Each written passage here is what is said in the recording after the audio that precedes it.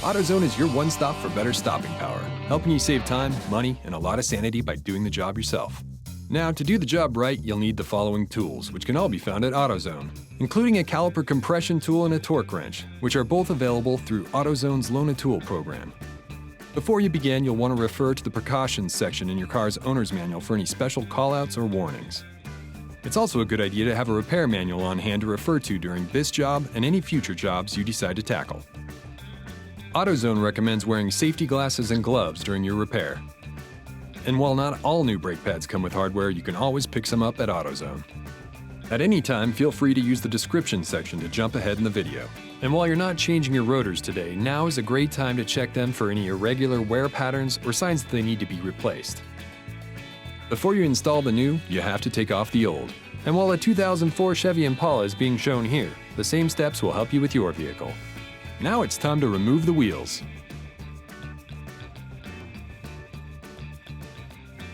Safety first. You always want to chalk the wheels that you're not working on. Check the owner's manual for factory-approved jack points. Then place the jack under one of the recommended jack points. Raise your vehicle just enough to take some of the weight off the wheel. The tire should remain touching the ground. Then, use a tire iron to loosen the lug nuts.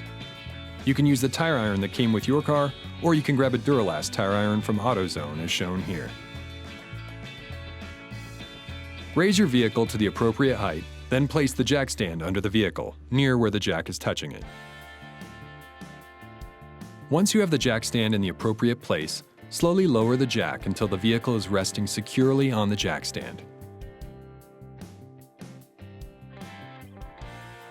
Now, completely remove the lug nuts and take off the wheel.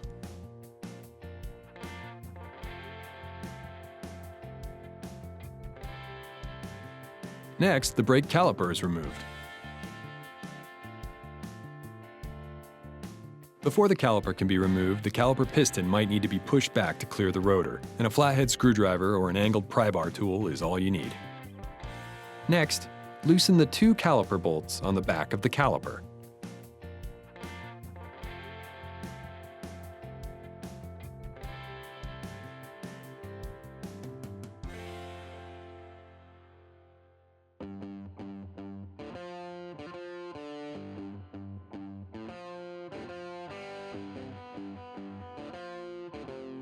Once both of the caliper bolts have been removed, the caliper should be free to slide off of the caliper bracket. It's a good idea to hang the caliper out of the way with a hanger or bungee cord to keep the brake line safe and free from any stress or tension.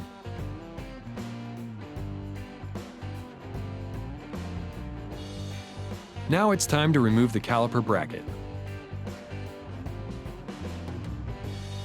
Start by removing the two caliper bracket bolts.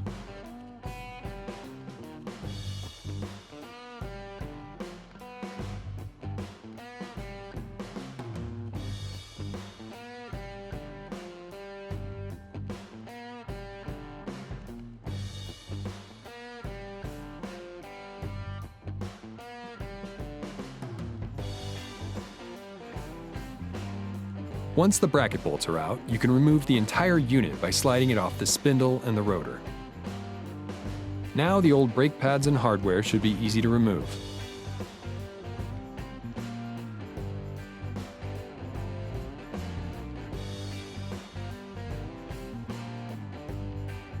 And now, with everything removed, it's a good time to compress the caliper piston.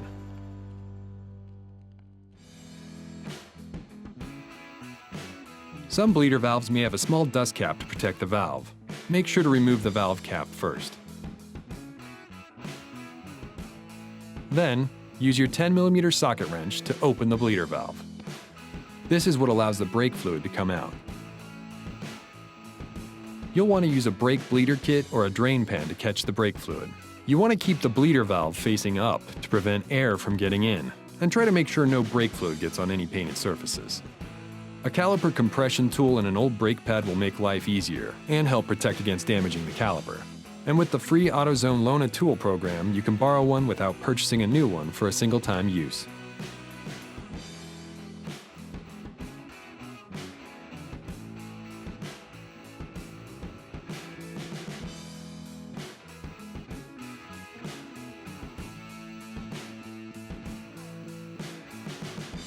Use the Caliper Compression tool to compress the piston until it stops. Then wait until all the fluid is done coming out. When you're finished, make sure to tighten the bleeder valve back up.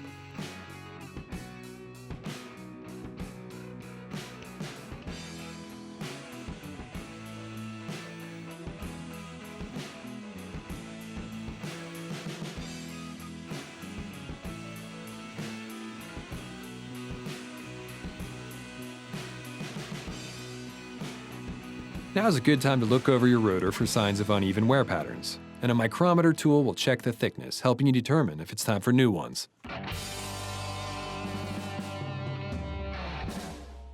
First things first, let's clean the caliper bracket.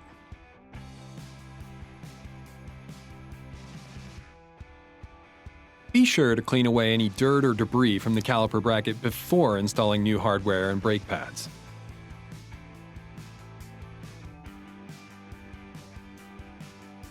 Once cleaned, the caliper bracket is ready for action.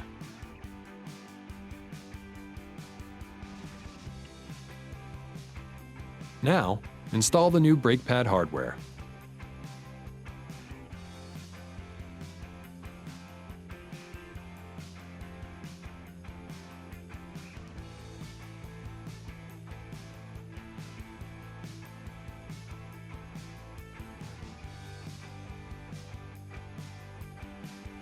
Once the new brake pad hardware has been properly installed, it's time to reinstall the caliper bracket. Slide the caliper bracket back onto the spindle. Now, install the caliper bracket bolts.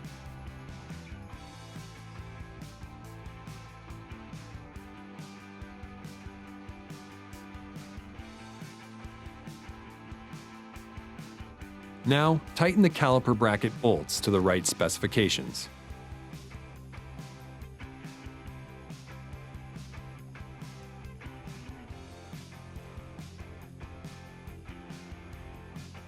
Now, you can install the new brake pads.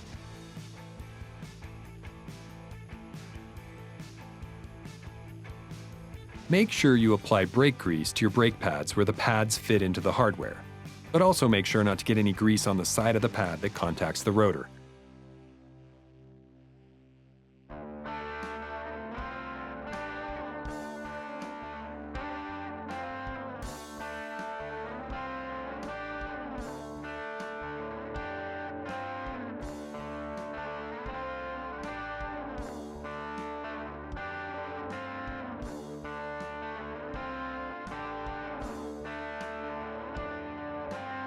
It's a good idea to grease the caliper bolts if they need it, making sure not to get any on the threads.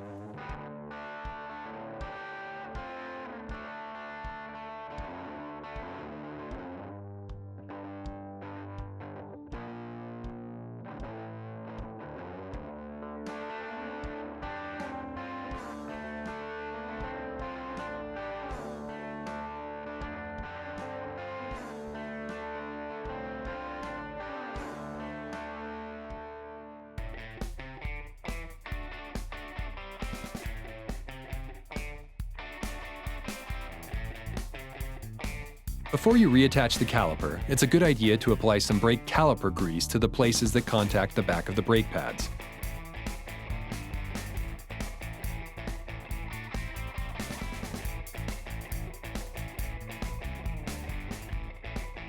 Then, the caliper can be reattached by pivoting the caliper into position.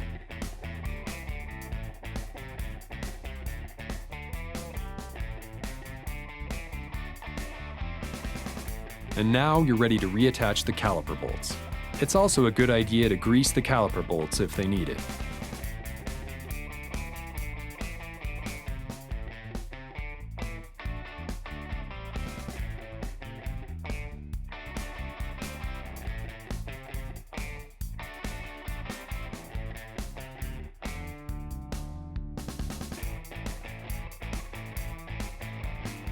Now you can tighten the caliper bolts to the right specifications, which can be found in the repair manual.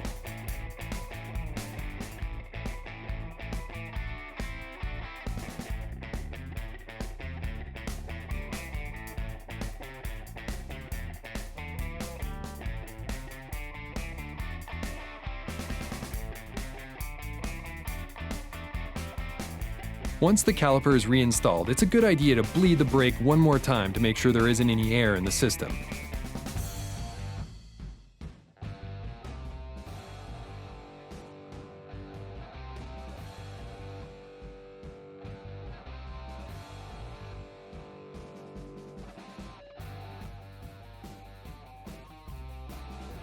Then, tighten the bleeder valve with your 10mm socket wrench.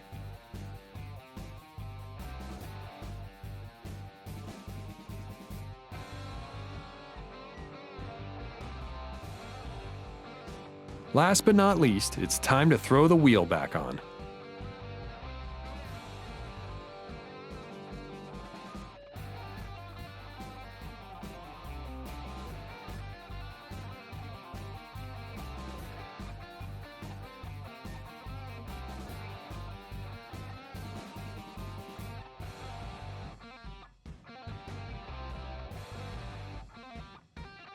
When tightening the lug nuts, do so in a star pattern for easier assembly.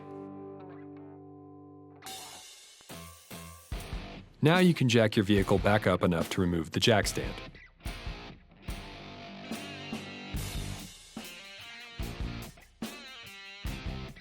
Once you've lowered your vehicle all the way so the wheels are securely on the ground, you're ready to tighten the lug nuts.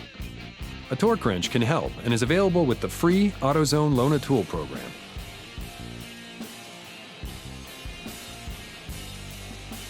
Now that you've finished this side, you can follow the same steps on the other side.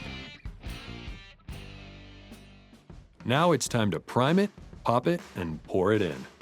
To prime your brakes, step on the brake pedal several times. This helps extend the pistons closer to the pads, seating the brakes, shims, and rotor. Then pop the hood. You can check the fluid levels and pour in brake fluid if it needs it.